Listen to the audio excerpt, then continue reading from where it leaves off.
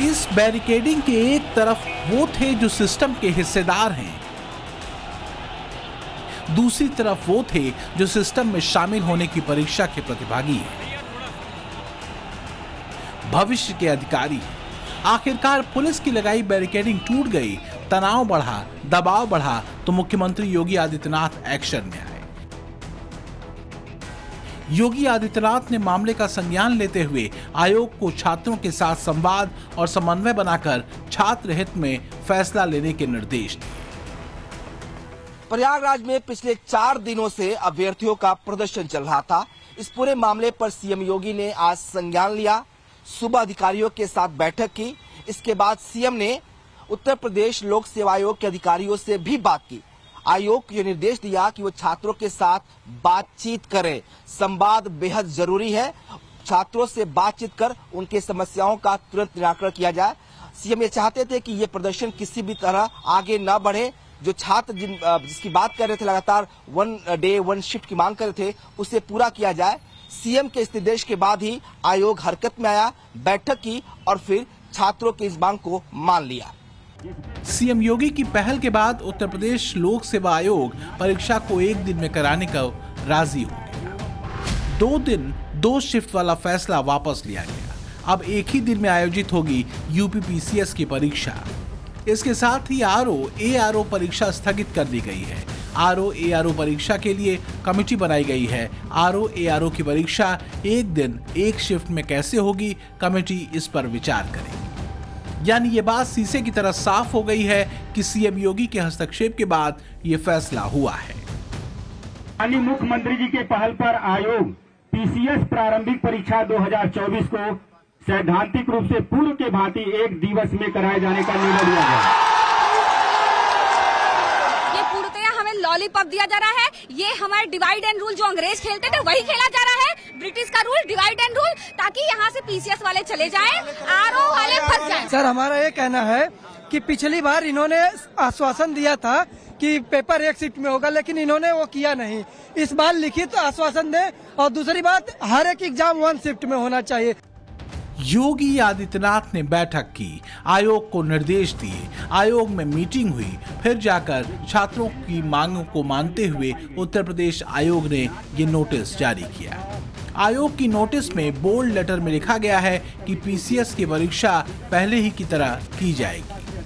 हालांकि अब ये परीक्षा कब आयोजित होगी, इसकी तारीख का जिक्र अभी नहीं किया गया है। वहीं आरओ की परीक्षा को टालते हुए एक कमेटी का गठन किया गया है। ये समिति सभी पहलुओं पर विचार करेगी। आयोग की नोटिस के मुताबिक आरओ में कुल 10,76,004 अभ्यर्थी हैं। इतने अभ्यर्थियों की परीक्षा एक साथ कैसे कराई जाएगी, इस पर कमेटी अपनी रिपोर्ट देगी। जब उन्हें नॉर्मलाइजेशन पद्धति बुरी लगी, उन्होंने उस पर रिसर्च किया, बुरी लगने के बाद उन्होंने पीसीएस में हटाया, तो आखिर उन्हें ये भी मानना चाहिए जब एक जगह बुरी है तो दूसरी जगह आखिर क्यों अच्छी है। आधा अधूरा ही फैसला है सर, पूरा हम लोग का जैसे आरओ और पीसीएस दोनों के लिए यहाँ हम लोग आए थे और दोनों लिए नोटिस ले प्रदर्शन चलता रहेगा। हमारी जो डिमांड थी, ज्वाइंट डिमांड थी, चाहे वो पीसीएस का हो चाहे आरओ को, हमें संयुक्त रूप से लिखित नोटिस चाहिए, मौखिक नहीं चाहिए, क्योंकि सबसे बड़ा करप्शन ये आरओ में करते हैं। हमको नॉर्मलाइजेशन नहीं चाहिए और नोटिस निकालिए विद एग्जाम डेट भी क्लियर। आयोग की तरफ से लिए गए फैसले में 100% साफ हो गया है कि दोनों परीक्षाएं कैंसिल कर दी गई हैं। पीसीएस की परीक्षा 1 दिन में होगी। आरओ की परीक्षा पर कमेटी की रिपोर्ट के बाद फैसला होगा। हालांकि दोनों परीक्षाएं कब होंगी, इसकी तारीख अभी नहीं बताई गई है। दोनों परीक्षाओं को लेकर प्रयागराज में लगातार 4 दिन से प्रोटेस्ट जारी था। दिन हो या रात, छात्र आयोग के गेट पर जमा रहे, अपनी मांगों को लेकर अड़े रहे।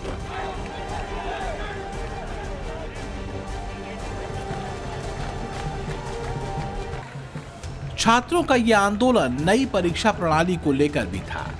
छात्रों के प्रदर्शन पर राजनीति से प्रेरित होने के आरोप लगे कि इस पूरे आंदोलन को समाजवादी पार्टी के लोग बैकअप दे रहे हैं। आंदोलन के राजनीति की भेंट चढ़ने के दावों के बीच पुलिस की सख्ती बढ़ी, बदले में छात्रों का प्रदर्शन और उग्र हो गया। फिर क्या था, बैरिकेडिंग तोड़कर ऐसे आगे बढ़ चले प्रदर्शनकारी छात्र। छात्रों की इस दौड़ की मंजिल थी आयोग का गेट नंबर 2, जहां प्रदर्शनकारी छात्रों का जमावड़ा था।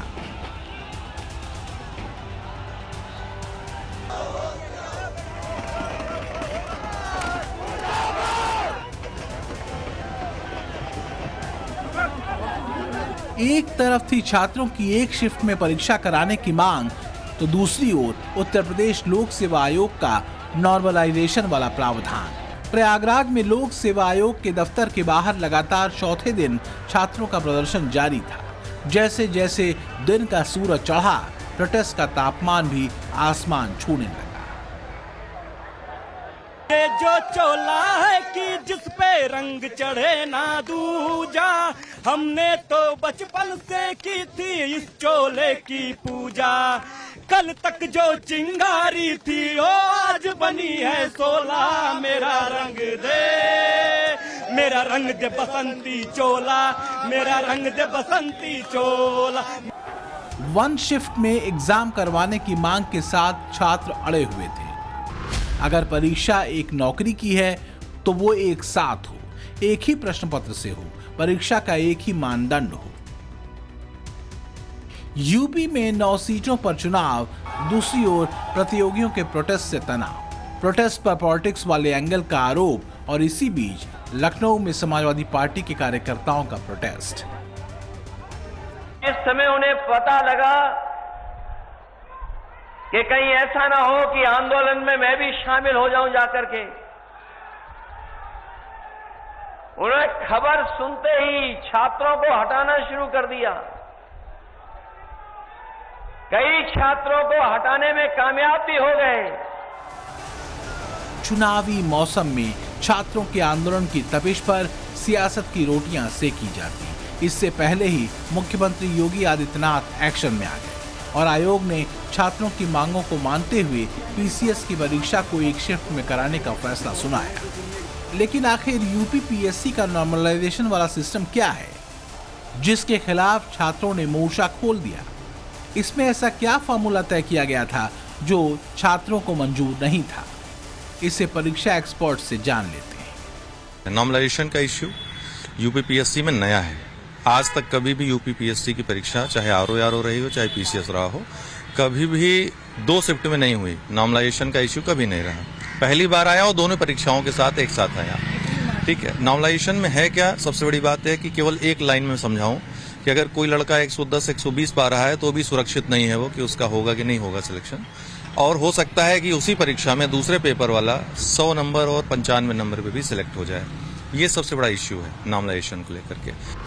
कोई परीक्षा एक दिन से ज्यादा दिन और एक से ज्यादा शिफ्ट में होती है तो पेपर के कई सेट तैयार किए जाते हैं, जिनकी कठिनाई का लेवल अलग अलग हो सकता है। इस असमानता को दूर करने के लिए नॉर्मलाइजेशन लागू किया जाता है, लेकिन ये नॉर्मलाइजेशन सिस्टम यूपी पीएससी की परीक्षा देने वाले छात्रों को क्यों मंजूर नहीं है, इसे भी जान लेते हैं।